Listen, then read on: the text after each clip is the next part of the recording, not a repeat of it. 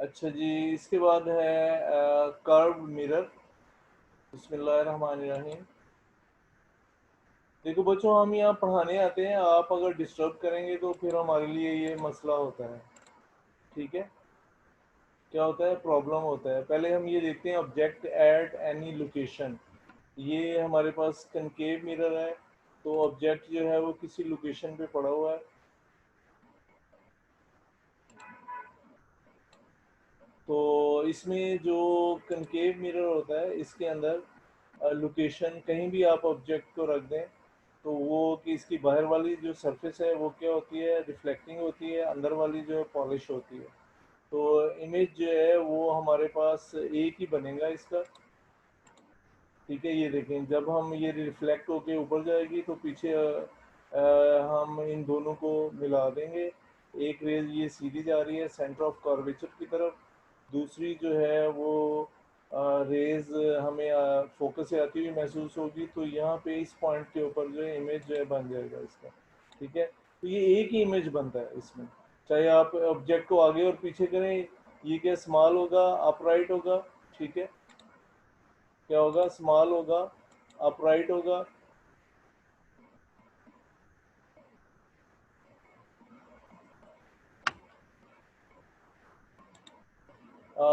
Smaller होगा, यानी पहले ऑब्जेक्ट से ही क्या होगा, छोटा होगा। और इसके बाद जो लोकेशन है वो बिटवीन फोकल लेंथ और ये वी जो है, वी क्या है, पोल है, पी से वैसे जाहिर करते हैं, इसके दरमियान होगी। विर्चुअल होगा, विर्चुअल का मतलब हमें हमें ये लेंस में से नज़र आ रहा होगा, लेकिन स्क्रीन पे हम इसको नहीं ले सकते। विर्चुअल इमेज इसको कहते हैं। जो स्क्रीन पे ले लें वो रियल इमेज होता है। वो क्या होता है, रियल इमेज होता है। जो स्क्रीन पे हम नहीं ले सकते वो वर्चुअल इमेज होता है। क्या होता है वो, वर्चुअल इमेज होता है। ठीक है, अच्छा जी, तो अब हम इसको एक्सप्लेन करते हैं।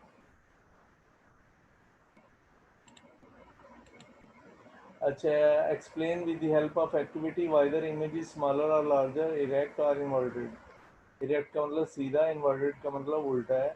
रियल है, वर्चुअल है, इन्हें कन्वेक्स मिरर, अभी आपने देखा कन्वेक्स मिरर में। टेक ए कन्वेक्स मिरर और ए वेल पॉलिश स्पून, जैसे ये देखें, स्पून ले लें। ठीक है, तो कनकेव मिरर की तरह ये आपको उल्टा इमेज नज़र आएगा। ये पॉलिश है अच्छे तरीके से, और ये उल्टी साइड है, ये कन्वेक्स मिरर है। तो इसमें आपको क्या है कि ये सीधा नज़र आता है। ये बाद में हम डिस्कस करेंगे कन्वेक्स मिरर, पहले कनकेव मिरर को हम डिस्कस करें। ठीक है, now look at the image in the mirror. The image in convex mirror will be, image जो बनेगा स्मॉलर होगा, अपेयर स्मॉलर, अपराइट सीधा, बिहाइंड द मिरर, मिरर के पीछे बन रहा होगा, यानी नज़र मिरर में से ही आएगा। वो पीछे का मतलब ये नहीं कि स्क्रीन पे बन रहा होगा। फोर है, वर्चुअल होगा, गैर हकीकी होगा, यानी कि कोई स्क्रीन पे हमें नज़र नहीं आएगा, और वैसे ये जो है वो आपको पता चलेगा कि ये इमेज है। ठीक है, अभी मैंने आपको पहले भी दिखा चुका हूँ, देखें ये कनकेव मिरर की तरह एक स्पून है। ये हाईली पॉलिश है, यानी बड़े अच्छे तरीके से पॉलिश की हुई, इसलिए इसमें इमेज भी दिखाई दे रहा है। अच्छा, now an object move closer to the convex mirror.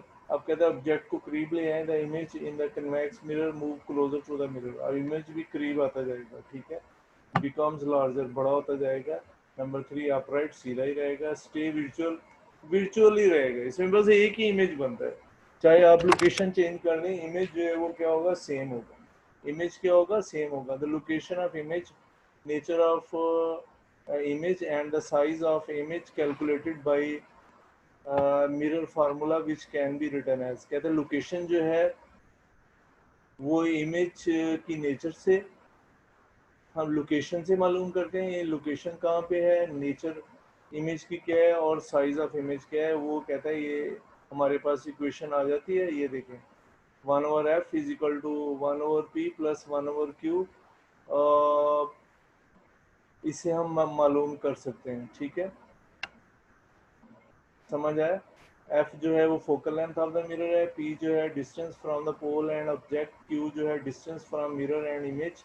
This equation can use for both concave and convex mirror, ये दोनों के लिए ये इक्वेशन हम इस्तेमाल करते हैं। ये देखिए ये कनकेव है इसके लिए भी, और पीछे जो हमने देखा था वो कन्वेक्स है, दोनों के लिए हम इस्तेमाल करते हैं।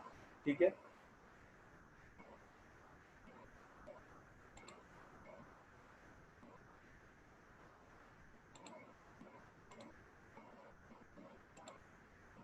अच्छा जी, अब क्वालिटी देखें। ऑब्जेक्ट डिस्टेंस जो है वो पी से जाहिर करते हैं, इमेज डिस्टेंस क्यू से, फोकल लेंथ एफ से जाहिर करते हैं। ठीक है। अगर पॉजिटिव होगा ऑब्जेक्ट तो रियल ऑब्जेक्ट होगा। ठीक है, क्या होगा वो? रियल ऑब्जेक्ट होगा। ठीक है। अगर रियल इमेज होगा तो हम फिर पॉजिटिव लेंगे, अगर पॉजिटिव है तो हम ये देखेंगे कि ये रियल इमेज है, क्या ये रियल इमेज है। ठीक है। और अगर इस तरह से, फिर कौन सा लेंस है? कनकेव मिरर होता है ये। और कन्वेक्स में हम देखते हैं ये नेगेटिव हम लेते हैं, वर्चुअल ऑब्जेक्ट जो है वो नेगेटिव लेते हैं, वर्चुअल इमेज जो है वो नेगेटिव हम लेंगे। क्या लेंगे? कैलकुलेशन में हम उस फार्मूले में नेगेटिव पुट करेंगे। ठीक है जी।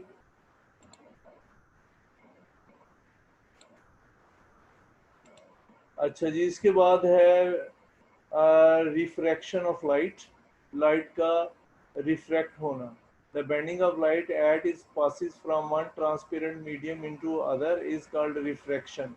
कहता है एक लाइट का बेंड होना जब वो किसी ट्रांसपेरेंट मीडियम से दूसरे मीडियम में जाती है, तो वो किसी तरफ बेंड हो जाती है, या नॉर्मल की तरफ झुक जाती है या नॉर्मल से दूर चली जाती है, तो इसको हम रिफ्रैक्शन ऑफ लाइट कहते हैं।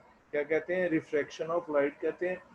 if we dip one end of the pencil and some other object into the water at any an angle to the surface, the submerged part look bend। Submerge part जो है आपको band नजर आएगा इस तरीके से। ये देखें, अब हमने कोई पेन है, ये पेंसिल है, पानी में डाली है, तो ये हालांकि ये इस तरह बैंड नहीं है, लेकिन आपको ये क्या है? बैंड नजर आएगा। Its image is displaced because light coming from the underwater position of object changes direction। कहता है जो इससे टकरा के लाइट आ रही है बाहर, वो उसने अपनी डायरेक्शन चेंज कर ली है। क्या कर ली? अपनी डायरेक्शन चेंज कर ली, इसलिए हमें वो बैंड दिखाई दे रहा है। The bending of this bending of light at is as it passes from one transparent medium into the other is called refraction। अब जब लाइट बेंड होती है, एक मीडियम से दूसरे मीडियम में जाती है, तो इसको हम क्या कहते हैं? इसको हम रिफ्रैक्शन कहते हैं। क्या कहते हैं? रिफ्रैक्शन कहते हैं। ठीक है। ये देखें, ये क्या कहलाती है? रिफ्रैक्शन। जब लाइट पानी में टकरा के वापस आती है तो बेंड हो जाती है। अच्छा जी, glass slab. Reflection of light can be explained with the help of glass slab as rays of light is traveling from air fall on the surface of glass block। कहता है कि रेज जब glass block की surface से टकराती है तो हम रिफ्रैक्शन को एक्सप्लेन कर सकते हैं। ठीक है। At the air glass interface, यानी जहां हवा और ग्लास आपस में मिल रहे हैं, the rays of light changes direction, light अपनी डायरेक्शन चेंज करती है, and bends toward the normal, और नॉर्मल की तरफ झुक जाती है, and travel along the path BC inside, और ये बीसी पाथ से की तरफ झुक जाती है। ये देखें, जब लाइट इससे टकराती है तो ये क्या है कि बेंड हो जाती है। क्या हो जाती है? बेंड, क्योंकि ये डेंसर मीडियम है, बाहर एयर है, ये रेयर मीडियम है। रेयर का मतलब होता है लाइट मीडियम है, यानी कि हल्का मीडियम है, मॉलिक्यूल दूर दूर है, लेकिन जो ग्लास है इसके मॉलिक्यूल करीब करीब है, इसको कहेंगे ज्यादा डेंस है। तो ये बेंड टुवर्ड द नॉर्मल, और जब यहाँ से निकलेगी और हवा में जाएगी, हवा जो है वो लाइट मीडियम है तो फिर डेंसर नहीं है, ये ग्लास जो है डेंसर है, डेंसर से लाइट मीडियम में जाएगी जो लाइट है, तो वो क्या होगी? ये bend away from the normal, normal से दूर चली जाती है। ठीक है बच्चों। तो यहाँ पे देखते हैं इसमें एक्टिविटी में कोई आपको नज़र आएगा कि किस तरह से लाइट जो है वो बेंड करती है। Refraction through glass prism. ठीक है, ये हम एक लाइन लगा लेते हैं। ठीक है, ग्लास के इर्द गिर्द। ठीक है। और फिर इसके बाद हम क्या करेंगे कि ए बी लाइन जो है वो ड्रॉ करेंगे, कोई पिने लगाने के बाद। ये हमने पिने लगा लिया और ए बी लाइन हमने ड्रॉ की है। ठीक है। और फिर हम प्रिज्म को रखेंगे, तो आप इधर से देखते हुए दूसरी साइड से इसको क्या करेंगे कि फिर पिने लगाएंगे आर और एस पे। ये दो पिने आपने स्ट्रेट लगाई हैं, वो उस पैरेलल में वो नज़र आ रही होंगी आपको यहाँ से जब आप देखेंगे, ठीक है। जब वो दोनों क्या है पैरेलल में दिखाई दे रही होंगी, ठीक है। तो फिर आप इसको ग्लास स्लैब को हटा लेंगे और लाइन ड्रॉ करेंगे। क्या करेंगे, पहले लाइन नहीं ड्रॉ की हुई, पहले सिर्फ आप वो उसने वैसे ही लगाया हुआ ताकि आपको समझ आ जाए, ठीक है। तो वो हमने हटा लिया। अब हम क्या है एक लाइन ड्रॉ की है ये, फिर ये नॉर्मल लाइन ड्रॉ की है। पहले भी मैंने बताया कि ये नॉर्मल लाइन दोनों तरफ 90 का एंगल बना रही होती है। फिर वो जब बाहर जा रही है तो वो फिर लाइन हमने ड्रॉ की है, ठीक है। और ये bend away from the normal, ये बेंड टुवर्ड द नॉर्मल है, ठीक है। यहाँ से क्या है, ये एंगल ऑफ इंसिडेंस है, तो ये एंगल ऑफ रिफ्रैक्शन है। एंगल ऑफ रिफ्रैक्शन कम होगा, एंगल ऑफ इंसिडेंस ज़्यादा होगा। इस तरह यहाँ पे भी जो बाहर जाएगा तो एंगल ऑफ चलो रिफ्रैक्शन जो ज़्यादा होगा, क्या होगा, ये ज़्यादा होगा। ये दोनों एंगल आपस में बराबर होंगे, ठीक है। इसकी लाइन एक्चुअली ये सीधी होनी चाहिए थी। बात समझ आई। जब रेज आती है bend toward the normal, denser medium है तो नॉर्मल की तरफ झुक जाती है, और डेंसर मीडियम से हवा में जाएगी तो bend away from the normal, और नॉर्मल से क्या है ये दूर चली जाएगी, क्या है ये दूर चली जाएगी, ठीक है। ये merge rays is parallel to the instant rays. अब ये वाली रेज जो है ये इससे क्या होगी, पैरेलल होगी। हाँ आनी तो ये सीधी चाहिए, लेकिन ये अपना पाथ जो है वो चेंज कर लेती है। अगर डेंसर मीडियम है बेंड टुवर्ड द नॉर्मल, अगर लाइट मीडियम है, लाइट का मतलब एक तो लाइट होता है, दूसरा मतलब होता है हल्का, ठीक है। तो ये बेंड डेंसर मीडियम से लाइट मीडियम में आएगी तो bend away from the normal, ये नॉर्मल से क्या होगी, दूर चली जाएगी, क्या होगी, ये दूर चली जाएगी, ठीक है। अच्छा ये देखो, ये पहले भी मैंने आपको दिखा चुका हूँ। तो ये भी देखें, ये लाइट आ रही है सी पॉइंट पे, प्रिज्म में दाखिल होती है बेंड टुवर्ड द नॉर्मल, और फिर डी पॉइंट पे ये बाहर चली जाती है, तो bend away from the normal, normal से ये क्या है दूर चली जाती है। ये हमारे पास हवा जो है, एयर जो है, ये डेंसर मीडियम लाइट मीडियम है, इसके मालिक्यूल दूर दूर होते हैं, ठीक है। लेकिन जो ग्लास है, ये शीशा जो पड़ा हुआ है स्लैब, इसके मालिक्यूल जो है वो क्या होते हैं, करीब करीब होते हैं, ये डेंसर है, गाढ़ा है। तो जब वो लाइट से डेंसर में लाइट आती है तो वो बेंड टुवर्ड द नॉर्मल, ये नॉर्मल की तरफ झुक जाती है, ठीक है। फिर डेंसर से लाइट में जाती है तो bend away from the normal, और नॉर्मल से दूर चली जाती है, ठीक है बच्चों। अच्छा, incident rays, the rays that strike with the boundary of glass is called incident rays, ठीक है। समझ आया, जो बाउंड्री से टकराती है उसको हम क्या कहते हैं, इंस्टेंट रेज कहते हैं। Refracted rays, the rays which bend toward the normal into the glass slab is called refracted rays, इसको हम रिफ्रैक्टेड रेज कहते हैं। Angle of incidence, the angle I made by the instant rays with the normal is called angle of incident. Normal line मैंने पहले भी आपको बता चुका हूँ, उसके साथ जो वो एंगल बनाते हैं उसको हम क्या कहते हैं, इंस्टेंट रेज कहते हैं। क्या कहते हैं, इंस्टेंट, एंगल ऑफ इंस्टेंट कहते हैं। The angle I made by the instant rays with the normal is called angle of instance. Angle of refraction, the angle are made by the refracted rays with the normal is called angle of refraction. ठीक है। When refracted rays leave the glass, it bend away from the normal.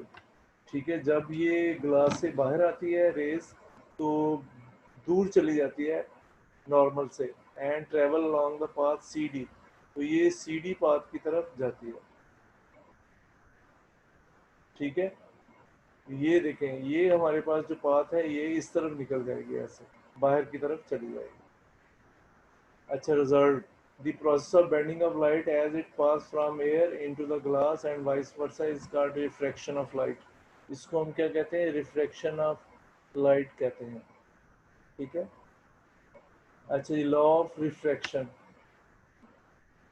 Law of refraction क्या है,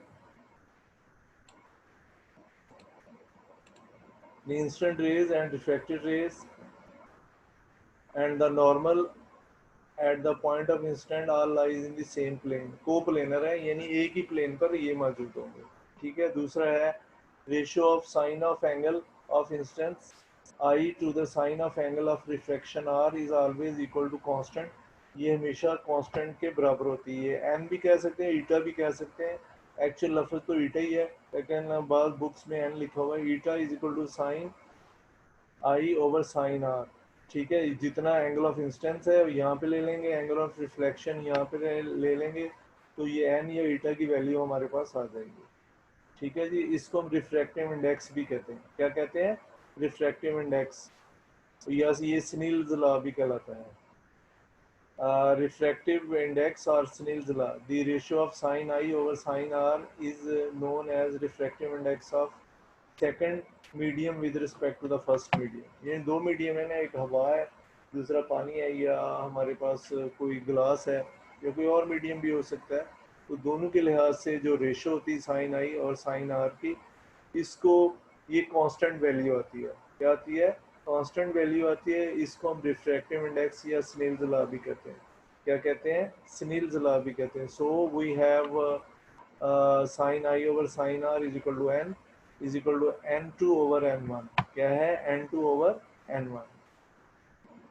this is called Snell's law, इसको Snell's law कहते हैं। ठीक है। How we find the speed of light in the medium. Medium में speed of light हम कैसे मालूम कर सकते हैं? Speed of light in the medium, refraction of light is caused by different speed of light in different media.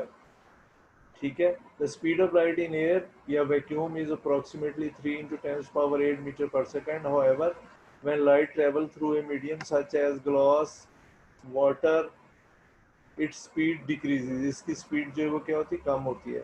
The speed of light in water is approximately 2.3 into 10⁻⁸ metre पर second, while in glass it is approximately 2 into 10⁻⁸ metre पर second. ठीक है। देखें, water में 2.3 है, और जो glass है इसमें 2.0 into 10⁻⁸ मीटर पर सेकेंड स्पीड ऑफ लाइट है। To describe the change in speed of light in medium we use the term index of refraction या रिफ्रैक्टिव इंडेक्स। कहते हैं हम रिफ्रैक्टिव इंडेक्स की टर्म जो है वो इस्तेमाल करते हैं। अच्छा जी, रिफ्रैक्टिव इंडेक्स पहले भी आपको पिछले पेज पे बताया है। The refractive index N of a medium is the ratio of speed of light in vacuum to the speed v of light in medium. Speed of light जो है वो वैक्यूम में या एयर में हम लेते हैं c, और कोई और मीडियम है तो उसमें v हम ले लेते हैं। दोनों को हम की रेशो ले लेते हैं, तो हमारे पास क्या आ जाएगी? रिफ्रैक्टिव इंडेक्स आ जाएगा। ठीक है। अब ये देखें, ईटा velocity of the light in air over velocity of the light in glass, n is eta या n is equal to c over v। क्या है? c over v। अच्छा जी, example 12.3, rays of light enter from air into the glass surface, the angle of incident is 30 डिग्री। Angle of incident कितना है? 30 degree है। ठीक है। ये आई जो है ये 30 डिग्री है। If the refractive index of glass is 1.52, कितना है? 1.52। Then find the angle of reflection R. फिर एंगल ऑफ रिफ्लेक्शन आर आपने मालूम करना है। ठीक है। ये equation sine I over sine R is equal to N आप ले लें। ये साइन आर को ऊपर ले जाए, तो यहाँ पे आर की ये साइन आई की वैल्यू जो है वो दर्ज कर दें। उल्टा लिखा हुआ है, ये क्या लिखा हुआ है? उल्टा लिखा हुआ है।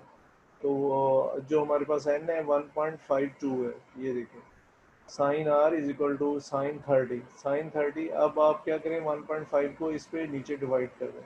डिवाइड करने के बाद 0.33 आ जाएगा। साइन 30 लेंगे ना, तो फिर इसको आप डिवाइड कर दें तो हमारे पास ये वैल्यू 0.33 आ जाएगा। फिर साइन इनवर्स ले लें। क्या ले लें? साइन इनवर्स, ये 19.3 डिग्री आ जाएगा। कितना आ जाएगा? 19.3 डिग्री हमारे पास आ जाएगा। ठीक है। एंगल ऑफ रिफ्रैक्शन ये आर जो है वो 19.3 डिग्री हमारे पास आ जाएगा। ठीक है। अच्छा जी, इसके बाद है total internal reflection. Define the critical angle when rays of light enter from a denser medium to rarer medium it bends away from the normal। ये नॉर्मल से दूर चली जाएगी। मतलब पानी से लाइट बाहर आ रही है हवा में, तो ये दूर चली जाएगी। कहाँ चली जाएगी? दूर चली जाएगी नॉर्मल से। ये देखें, ये हमारे पास पानी है, सीधी जाए तो सीधे, अगर थोड़ा सा बेंड करेंगे तो इसका एंगल बढ़ता जाएगा, और बेंड करेंगे और बढ़ता जाएगा। ठीक है। फिर एक स्टेज आएगी, ये इसके पैरेलल हो जाता है। क्या हो जाता है? पैरेलल हो जाता है। फिर आगे एक स्टेज आती है जब ये मीडियम में वापस चले जाता है। क्या उसी मीडियम में लाइट जो है वो क्या होती है? वापस चली जाती है। तो इसको हम कहते हैं टोटल इंटरनल रिफ्लेक्शन। क्या कहते हैं? Total internal reflection. तो इसके बाद है critical angle. The angle of incident increase the angle of reflection along when increases. for a particular value of angle of incident the angle of refraction become 90। Angle of refraction क्या होता है, 90 हो जाती है, यानी रेज जो है इसके पैरेलल हो जाती है। क्या हो जाती है, बिल्कुल पैरेलल हो जाती है। जब उस वक्त यहाँ पे जो नॉर्मल के साथ ये रेज जो है वाटर लेवल के पैरेलल जाना शुरू कर देती है, ये 90 डिग्री का एंगल होता है। कितना होता है यहाँ पे नॉर्मल के साथ, 90 डिग्री का। तो जो एंगल ऑफ इंसिडेंस है उसको हम क्रिटिकल एंगल कहते हैं। क्या कहते हैं, क्रिटिकल एंगल कहते हैं। इससे मजीद अगर आप बढ़ाएं तो पानी में दोबारा वापस चली जाएगी, और इसको हम क्रिटिकल एंगल से ज़्यादा करेंगे एंगल को, इंसिडेंस को, तो इसको टोटल इंटरनल रिफ्लेक्शन हम कहते हैं। क्या कहते हैं, टोटल इंटरनल रिफ्लेक्शन हम कहते हैं। ठीक है, the angle of incidence that causes the refracted rays into the rarer medium। ठीक है, बात समझ आई। If the angle of incidence increases the angle of refraction, कहते हैं अगर एंगल ऑफ इंसिडेंस आप बढ़ाते जाए एंगल ऑफ रिफ्रैक्शन भी बढ़ता जाएगा। For a particular value the angle of incidence the angle of refraction become 90। Angle of refraction जो बाहर है पानी की सतह के 90 हो जाएगा, और रेज जो है वाटर लेवल के पैरेलल जाना शुरू कर देगी। ठीक है, the angle of incidence that causes the refracted rays in this medium तो इज कॉल्ड क्रिटिकल एंगल। इसको हम क्या कहते हैं, क्रिटिकल एंगल कहते हैं। इधर मेरे ख्याल है लिख ही दिया जाए।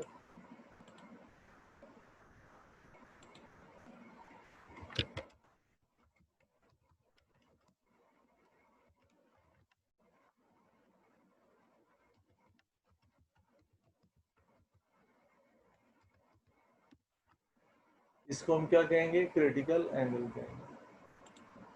ठीक है जी, इसके बाद है total internal reflection of light when the angle of incidence become larger than the critical angle. मैंने पहले भी बताया, अगर क्रिटिकल एंगल से ज़्यादा हो जाएगा नो रिफ्रैक्शन अकर, यानी लाइट बाहर नहीं आएगी पानी के अंदर ही चले जाएगी। The entire light is reflected back into the denser medium.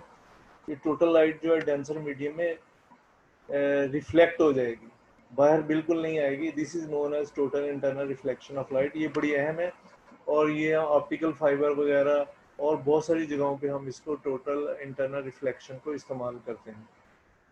अच्छा, ये मैंने अभी बता दिया आपको।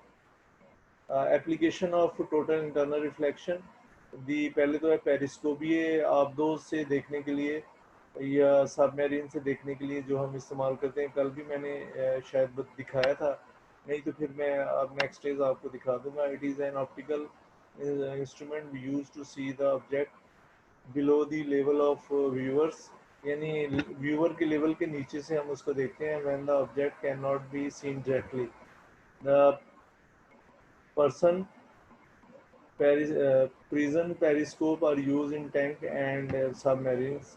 ये हम पेरिस्कोप जो टैंक और सबमरीन में इस्तेमाल करते हैं। अब इसके बाद है binoculars. The binocular also make use of prism to reduce the length of instrument and produce an erect image। चलें जी, आज के लिए इतना काफ़ी है लेक्चर। और आप कोई बच्चा जो है इंटर नहीं हुआ तो बता दें, कल जो है वो मैं उसको इंटर कर दूंगा। और क्योंकि बाज देखें बच्चे अगर तंग करेंगे तो हमें जो है वो बड़ा मसला होता है। ये मुकद्दम बेग, आप कौन है भाई, बोले। हाथ खड़ा किया हुआ है, अलाउ किया हुआ है मैंने। जी मुकद्दम बेग। सर मैं जब आऊँ तो मैं इसी पिक्चर से आऊंगा, अगर कोई आए तो दूसरा आए तो उसे ना डालिएगा। मैं ठीक है, इसी पिक्चर से आऊंगा। मैंने सही। आप अपने सारे बच्चे जो अपनी पिक्चर लगा दें, इसमें क्या है, वो फिर आप पहचान में तो आएंगे कि फलां बच्चा है। वैसे आप पहचान में नहीं आते फिर क्या हुआ। ये कोई पिक्चर लगा दें, वो दूसरे बच्चे तो ऐसे ही आए, अभी भी आए, मैंने इंटर नहीं किया है। 4-5 बच्चे हैं। चलो, थैंक यू वेरी मच। अस्सलाम वालेकुम।